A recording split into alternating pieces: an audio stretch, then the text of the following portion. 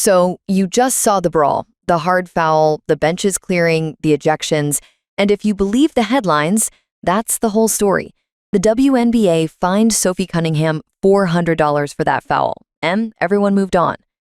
But let's be real. That's not the real story. Not even close. A lot of you listening have already started connecting the dots, and trust me, you're onto something bigger. Because that $400 slip of paper wasn't a punishment. It was a lottery ticket. And it just exposed a $50 million lie that the WNBA has been desperate to hide. This isn't a story about a hard foul. This is a story about a broken financial system. A system where a single player can get richer breaking the rules than the league does by making them. And the truth? It's so dangerous, it threatens to burn the entire league to the ground.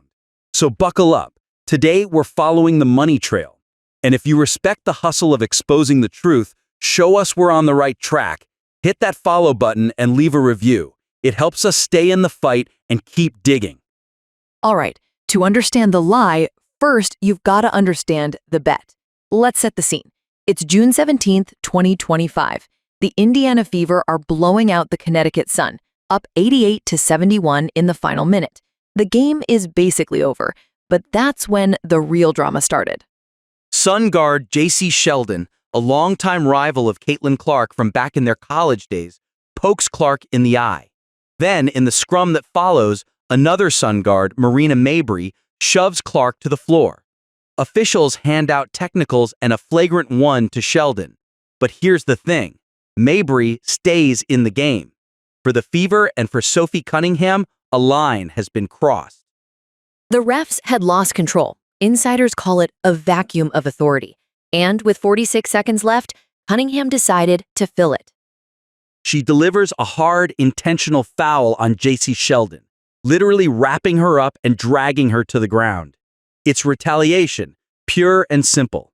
Benches clear, Cunningham gets ejected, the league office fines her $400 for a flagrant 2 foul.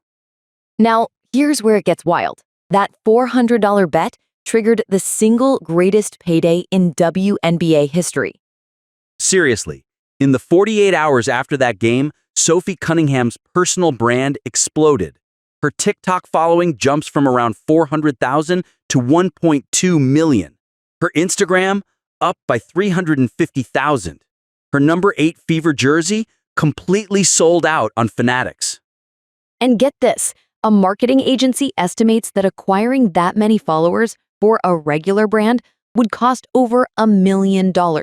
Sophie Cunningham converted a $400 fine into a 7-figure branding win in less than 2 days. She became a hero, an icon, the enforcer who was willing to protect the league's biggest star when the league itself wasn't. While Cunningham laughed all the way to the bank, the league that fined her was drowning in red ink. And that's where we get to the $50 million lie. While Sophie Cunningham was building a personal empire, the league was hemorrhaging cash. Even with 2024 being the most watched, most talked about WNBA season ever, reports confirmed the league still lost between $4 and $50 million. Let that sink in. More eyeballs on the product than ever, and the league is still losing catastrophic amounts of money. So how is that even possible? The answer is a paradox, and her name is Caitlin Clark. Let's cut through the hype. The idea that the league's growth is from the whole rookie class or a, quote, talent boom, media fabrication. The numbers don't lie. In 2024, viewership on ESPN platforms was up 170%. Of the 21 games with over 1 million viewers, 18 featured Caitlin Clark's Indiana Fever. When she missed 5 games in June 2025, the league's national TV viewership plummeted 55%. Clark isn't just a success story. She is the success story. So you'd expect the league's most valuable asset, the golden goose laying golden eggs, to be the highest paid player by a mile, right? Well, here's where the system's dirty secret gets exposed. For the 2025 season, Caitlin Clark's official WNBA salary is, wait for it, $78,666. You heard right. Sophie Cunningham, the enforcer, makes $100,000 from the league, more than Clark. The woman who just turned a fine into $1 million brand is paid more by the league than the superstar she was protecting. Meanwhile, Clark's off-court deals, like her $28 million 8-year contract with Nike, show her true market value. The league is getting billion-dollar talent for the price of an entry-level office job. Does a system where Sophie Cunningham earns more from the league than Caitlin Clark make sense to anyone? Seriously, drop your honest reaction in the comments. And this isn't just a pay gap. It's a reality distortion field, and it's created a brand new, bizarre environment where the rules of sports success are completely rewritten. Let's really connect the dots. That salary disconnect, it proves the WNBA isn't operating under old sports economics anymore. We're watching the birth of a new, volatile financial model. Call it narrative-driven value.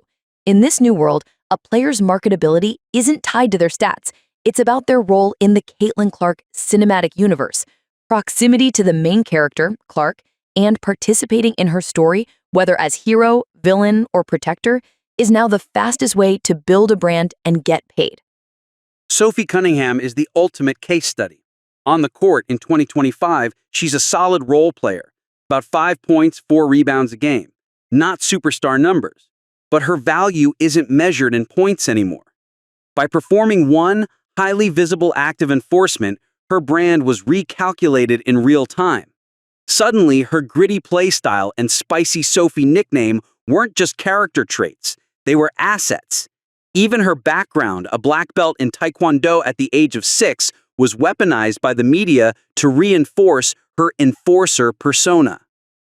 Her stats became irrelevant. Her narrative contribution became everything. Whether she meant to or not, Sophie Cunningham wrote the playbook for a new gold rush, one that shows players how to game the system and cash in by leveraging the drama around Clark. And it's a crisis for the league. How do you police a game when players realize it's more profitable to break the rules than follow them? Now, league leaders are starting to crack. This new reality isn't just confusing for fans and analysts. It's ignited a civil war among the league's own leadership. On one side, you've got Indiana Fever head coach Stephanie White. She didn't just accept her players' actions, she celebrated them. Sophie's the dog, the competitor, the tough-as-nails X-factor. White is all in. But on the other side, Connecticut Sun head coach Rashid Meeson called Sophie Cunningham's foul a complete disgrace. Stupid, disrespectful, classless, unsportsmanlike, especially when you're winning by 17. And then, maybe the most important voice, Las Vegas Aces coach Becky Hammon, a respected basketball mind. She steps up and validates the frustration across the league. Quote, "There's too much bumping, too much grabbing, too much fouling that's not getting called, and people are tired of getting hit. This is what happens." That's a direct shot at the league office. She's not defending the foul, she's explaining the system failure that made it inevitable. The institution of officiating has broken down. Players are taking matters into their own hands. Who do you think is right in this war of words? Are you with Coach White's loyalty, Coach Meeson's call for sportsmanship, or Coach Hammond's critique of a broken system? Vote in the comments and let us know why. This split has put the WNBA in an impossible position. 2 paths, both risky. Path 1, the laissez-faire entertainment model. The league lets the drama run wild because controversy equals engagement, tickets, and endless media cycles. Or path 2, asset protection. The league has to get serious, issue harsh suspensions, and protect its single most valuable asset, Caitlin Clark. Remember, when she missed just 5 games, viewership crashed by 55%. Imagine if she's out for a season. So, what did the league actually do? They blinked. They upgraded Marina Mabrey's foul after review, gave Sophie Cunningham a fine that's basically pocket change, and, most importantly, suspended no one. It was a move to please everyone and ended up satisfying no one. Not a solution, just proof the league has no idea how to solve its own biggest problem. The Sophie Cunningham incident wasn't just a foul that exposed a financial lie. It was a symptom of a league that's lost control of its value system. Players have discovered a new, dangerous playbook. Create drama around the superstar and you get rich faster than the league does by building the sport. By failing to drop the hammer, the WNBA hasn't just allowed this, they've incentivized it. They've proven that in the new WNBA, crime pays, and it pays big. The fuse is lit. The next player to run this playbook could be the one that finally makes the whole thing detonate. So what's your take? Is Sophie Cunningham a genius who just outsmarted a broken system? Or is this narrative-driven player branding the time bomb that could destroy the WNBA? Drop your theories in the comments. And if you believe that the story behind the story is the only one that matters, hit subscribe, turn on notifications, don't miss our next investigation. And if you know someone who needs to understand the real economic game behind the WNBA curtain, hit that share button. The drama's just getting started, and trust us, you want to see where this goes.